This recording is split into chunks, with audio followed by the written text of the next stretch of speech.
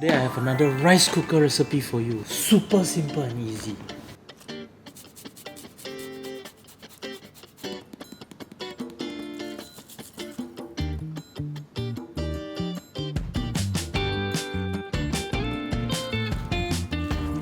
Cover and refrigerate for at least 2 hours or overnight.